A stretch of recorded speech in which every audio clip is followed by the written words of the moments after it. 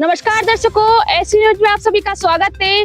आज हम बात करने वाले हैं हिंदू धर्म में मनाए जाने वाले मकर संक्रांति के त्योहार पे, जिसे अलग अलग राज्यों में अलग अलग नामों से जाना जाता है।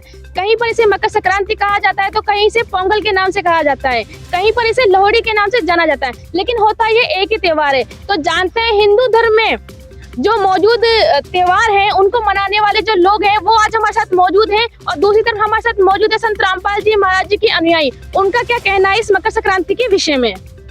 तो हम पहले बात करते हैं हिंदू संस्कृति को मानने वाले वो लोग जो मकर संक्रांति को बड़े धूमधाम से मनाते हैं। नमस्ते सर, आपका क्या नाम है और आप कहाँ से हैं? नमस्ते, दिनेश कुमार, पुनियारा जिला टोंक राजस्थान का मैं रहने वाला हूँ। दिनेश जी, हमें बताइए इस मकर संक्रांति को आप क्या करने वाले हैं? इस मकर संक्रांति के दिन हमारे हिंदू धर्म में ज्यादातर सुबह उठते हैं तो सबसे पहले गायों को चारा वगैरह डालते हैं, तिल गुड़ वगैरह के जो मिठाई वगैरह बनती है वो बनाते हैं। और इस दिन हमारी ये भी मान्यता है कि इस दिन सूर्य देवता जो अपने पुत्र शनि महाराज है, तो सूर्य देवता की राशि धनु है और धनु राशि से शनि की जो राशि है मकर, उसमें प्रवेश करते हैं और इस दिन से जो सर्दी तेज पड़ी हुई रहती है वो कम हो जाती है। तो यही मान्यता है हमारे हिंदू धर्म। तो आप जानते हैं संत रामपाल जी महाराज जी के अनुयायियों से कि उनका इस विषय में क्या कहना है। नमस्ते सर, आपका क्या नाम है और आप कहाँ से हैं? जी, मेरा नाम महावीर दास है, मैं पुनियारा जिला टोंक राजस्थान का रहने वाला हूँ। आप क्या कार्य करते हैं सर? जी, मैं गवर्नमेंट जॉब में हूँ, कृषि परीक्षा के पद पे कार्यरत हूँ। सर, हम आपसे जानना चाहेंगे, जैसा कि उन्होंने बताया दिनेश जी ने कि ये मकर संक्रांति के दिन सूर्य देव की पूजा करते हैं, तो आपका क्या मानना है इस विषय में? देखो जी, पूजा योग्य एक ही परमात्मा है, पूर्ण परमात्मा। भजन करो उत्सव का जो दाता है कुल सब का। इसी प्रकार संतों ने भी अपनी वाणियों के अंदर बताया है, जैसे कबीर साहब ने बताया है कि एक के साधे सब सदे, सब साधे सब जाए, माली सूचे मूल को फले फूले अगाए।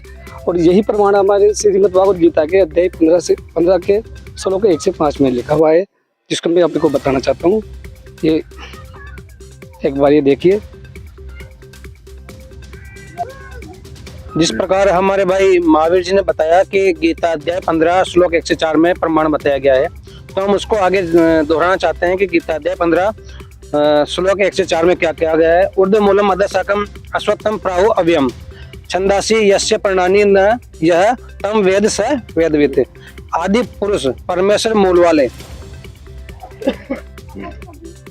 ब्रह्म रूप मुख्य शाखा वाले, जिस संसार रूपी पीपल के वृक्ष को अविनाशी कहते हैं तथा वेद जिसके पत्ते कहे गए हैं, उस संसार रूप वृक्ष को जो पुरुष मूल सहित तत्व से जानता है वह वेद के तात्पर्य को जानने वाला है।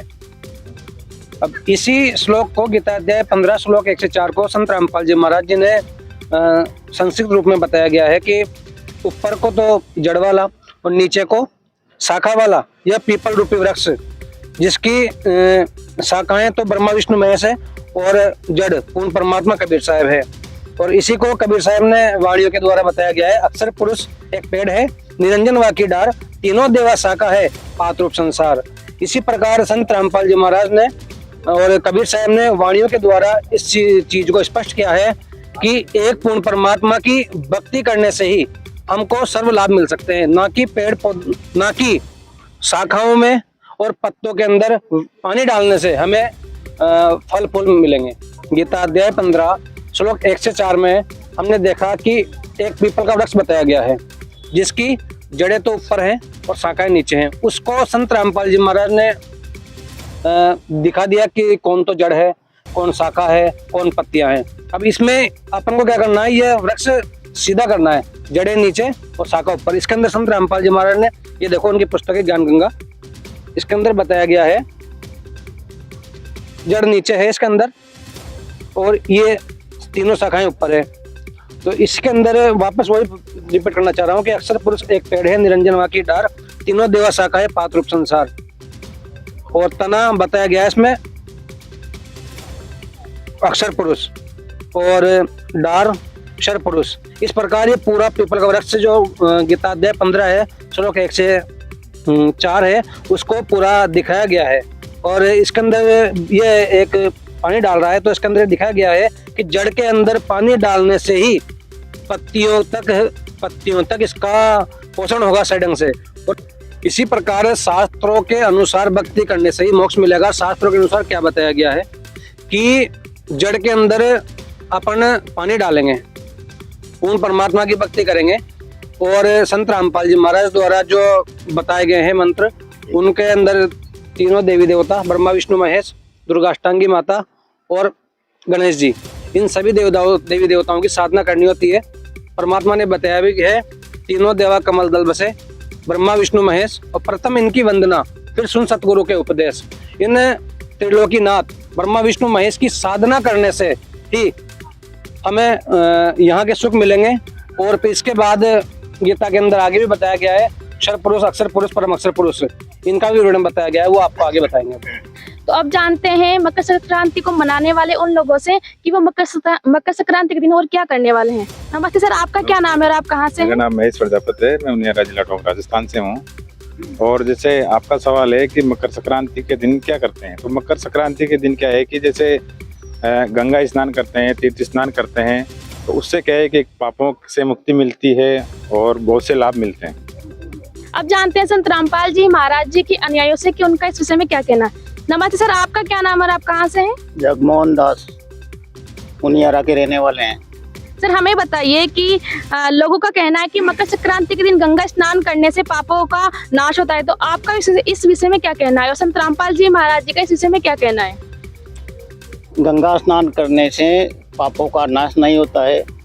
पापों का नाश तो सद्भक्ति करने से होता है। इस दुनिया में अभी वर्तमान में एक ही संत ऐसे हैं जो सर्व पापों का नाश करने की भक्ति विधि बताते हैं, वह है संत रामपाल जी महाराज। वह पूरी हमारे गीता जी में भी लिखी हुई है, वेदों में भी प्रमाण है कि शास्त्र विधि से जो भक्ति करता है वही मोक्ष को प्राप्त हो सकता है। गंगा के स्नान करने से कोई किसी की आज तक मोक्ष हुई नहीं। अगर गंगा में स्नान करने से ही मोक्ष होती तो भगवान कृष्ण के वंशजों को, कुल को दुर्वासा ऋषि ने श्राप दिया था, तो उस श्राप को काटने के लिए भगवान कृष्ण जी ने कहा था कि आप यमुना के अंदर जाओ, सब पूरे परिवार को, छोटे मोटे सबको ले जाना साथ में और सबको स्नान करवाओ। जब वो स्नान करने गए तो यमुना के किनारे स्नान करते समय उनमें छोटा सा एक विवाद हुआ। विवाद होते हुए तो विवाद ऐसा बढ़ा कि उस यमुना जी के किनारे जो वो उगा हुआ था घास जिसे बोलते हैं, तो उसको उपाड़ कर, वो पटेरा उसको उपाड़ कर वो वहीं लड़ने लग गए और वहीं लड़कर पूरे यादव कुल नष्ट हो गए। उनका पाप तो हुआ नहीं नष्ट, और वो स्वयं नष्ट हो गए। स्नान करने से कभी पाप कर खत्म नहीं होते। जल के अंदर बहुत से जीव जंतु ऐसे रहते हैं, उनकी आज तक मुक्ति नहीं हुई और वो बहुत दुख पाते रहते हैं। इस प्रकार से गंगा स्नान से कोई किसी प्रकार का पाप कटने वाला नहीं है, और वहां जाकर पाप और साथ में लेके आते हैं। उस जल के अंदर बहुत से छोटे मोटे जीव रहते हैं, स्नान करके रगड़ के अपन स्नान करते हैं तो वो जीव और बहुत ज्यादा मर जाते हैं, तो पाप और साथ लेके आते हैं। पाप करते नहीं है, पाप कमाते हैं। तो ये विचार थे संत रामपाल जी महाराज जी के अनुयायियों का कि उनका कहना है कि गंगा में स्नान करने से किसी प्रकार के पाप का नाश नहीं होता है। अब जानते हैं उन लोगों से जो मकर संक्रांति को बड़े धूमधाम से मनाते हैं। नमस्ते सर, आपका क्या नाम है और आप कहाँ से हैं? नमस्कार मैडम, मेरा नाम मनीष कुमार आकोजिया, मैं उनियारा जिला टोंक राजस्थान से रहने वाला हूँ। मनीष जी, हमें बताइए कि आप क्या करने वाले हैं इस मकर संक्रांति को? जी, जैसे कि हमारे हिंदू समाज में दान पुण्य करने, जैसे गायों को चारा देने और सुबह सुबह पक्षियों को दाना देने, ये काम करते हैं, जिसको बहुत बड़ा पुण्य माना जाता है हमारे इसमें। बस यही करते हैं वैसे। अब जानते हैं संत रामपाल जी महाराज जी के अनुयायियों के विचार, उनका क्या कहना है। नमस्ते सर, आपका क्या नाम है और आप कहाँ से हैं? विमल दास, अलीगढ़ जिला टोंक राजस्थान से। विमल जी, हमें बताइए क्या मकर संक्रांति के दिन दान करने से क्या लाभ संभव है, क्या उससे मोक्ष संभव है? दान पुण्य करना देखो अच्छी बात है, लेकिन संतों ने अपनी वाणी में बताया कि गुरुबिन माला फेरते, गुरुबिन देते दान, गुरुबिन दोनों निष्फले, चाहे पूछो वेद पुराण। अर्थात गुरु जी की आज्ञा के बिना यज्ञ हवन, दान और भक्ति करने से मोक्ष की प्राप्ति संभव नहीं है। जैसे गीता अध्याय 15 श्लोक 1 से 4 और 16-17 में कहा है कि ये संसार एक पीपल का वृक्ष है, और इस पीपल के वृक्ष, संसारी रूपी पीपल के वृक्ष की जड़ों से लेकर तनों तक, तीनों गुण रूपी शाखाओं तक तत्व से जो बता देता है वही तत्वदर्शी संत है। और वर्तमान में वह तत्वदर्शी संत रामपाल जी महाराज जी हैं, जो सभी शास्त्रों के अनुसार भक्ति विधि बता रहे हैं और सबका कल्याण कर रहे हैं सच से। तो अब जानते हैं उन लोगों से जो मकर संक्रांति को बड़े धूमधाम से मनाते हैं कि और वो क्या करने वाले हैं इस मकर संक्रांति के दिन। नमस्ते सर, आपका क्या नाम है और आप कहाँ से हैं? नमस्कार जी, हेमराज प्रजापत, अलीगढ़ जिला टोंक राजस्थान। हेमराज जी हमें बताइए इस मकर संक्रांति को आप क्या स्पेशल करने वाले हैं? अजी इस मकर संक्रांति पर हम तिल के लड्डू बनाते हैं, दान पुण्य करते हैं और तिल के लड्डू बांटते हैं। तो ये थे हेमराज जी के विचार। अब जानते हैं संत रामपाल जी महाराज जी के भक्तों के विचार, उनका क्या कहना है इस विषय में। नमस्ते सर, आपका क्या कहना है इस विषय में? हमारा कहना ये है कि केवल लड्डू बनाने से ही हिंदू समाज एक नहीं हो जाता और समाज को एक करने की गतिविधि तो हमारे संत रामपाल जी महाराज जो ज्ञान के द्वारा जो बताते हैं उससे हिंदू समाज की नहीं, पूरे इस धरती पर धर्म है ना, हिंदू सिख मुस्लिम ईसाई सभी धर्मों के लोगों को एक होने का ऐसा मूल मंत्र देते हैं, ज्ञान दे रहे हैं।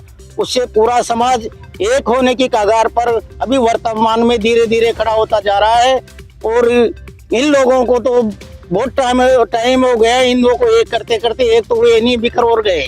संत कबीर रामपाल जी महाराज जो बता रहे हैं ना, वो बिल्कुल सही और शुद्ध सटीक तरीके से बता रहे कि पूरा जीव हमारी जाति है, मानव धर्म हमारा है, हिंदू मुस्लिम सिख ईसाई धर्म कोई न्यारा है नहीं है, तो धर्म केवल एक ही है, मानव धर्म है वही धर्म है, अलग हिंदू मुस्लिम सिख ईसाई कोई धर्म अलग नहीं है। और इसको पूरा सही करने के लिए संत रामपाल जी महाराज धरती पर आए हुए हैं, वो भगवान है इस वर्तमान में। सही बात तो ये है जी, जैसे कि मानव सब एक जैसे हैं, सबका खून लाल है। अगर अलग होते तो फिर शास्त्र भी अलग अलग बात बताते और कुरान भी एक ही बात बोल रही है, गीता भी एक ही बात बोल रही है। कुरान में 3 मंत्र बताए हैं, एन सीन काफ। गीता बोल रही है ओम तत्सत। कुरान कह रही है बाखबर के शरण में जाओ, गीता बोल रही है तत्वदर्शी संत के शरण में जाओ। तो और हमने गुरु ग्रंथ साहिब भी देखा है, पढ़ा है संत रामपाल जी महाराज ने हमको, उसमें भी कबीर साहिब को ही बताया गया है, वो धानक रूप रहा करतार। और वेदों में भी कवि कबीर, कुरान में कबीरन। तो कुल मिला के बात यह है कि सभी शास्त्र एक ही परमात्मा की तरफ इशारा कर रहे हैं और हम सबका मालिक भगवान एक ही है।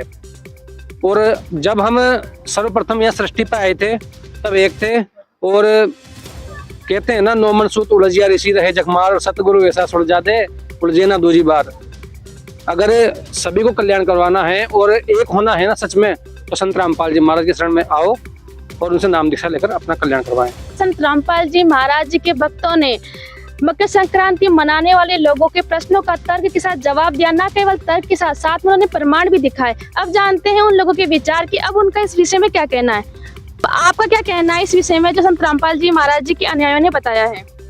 हमारा यही कहना है कि जहाँ तक संभव है हम तो हमारे हिंदू धर्म के जो शास्त्र है उनको ही मानते हैं, लेकिन जो संत रामपाल जी महाराज जी के ये अनुयायी है, इन्होंने उनके शास्त्र, उनके द्वारा बनाई गई पुस्तकें, इनके आधार पर प्रमाण सहित और किस पेज पे किस नंबर पे हैं वो सारी चीज़ें हमें बताई। तो कहीं ना कहीं हमारे दिमाग में और दिल में भी ये बात आई है कि जो संत रामपाल जी महाराज के द्वारा बताए गए जो साक्ष्य हैं, जो तथ्य हैं, वो कहीं ना कहीं सच है और कहीं ना कहीं मानने योग्य है। तो हम भी हमारे लोगों के साथ बैठेंगे, इस बात पर विचार करेंगे कि ये जो पुस्तकें संत रामपाल जी महाराज के द्वारा जो आज समाज में आई हुई है उन पर बैठकर विचार करें।